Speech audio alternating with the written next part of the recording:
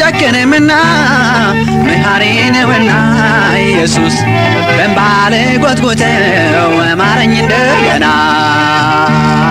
ጥፋቴን አይወድም ይኮተኩተኛል እንደ መልካም እርሻ ኢየሱስ ዳግም ላይ ያቆመኝ አይጥለኝም ይሻ ኃጢአቴን ወደ ኋላው ይጥልልኝ እንደው እስቲ ተንበርክኬ ጌታን ልማጸነው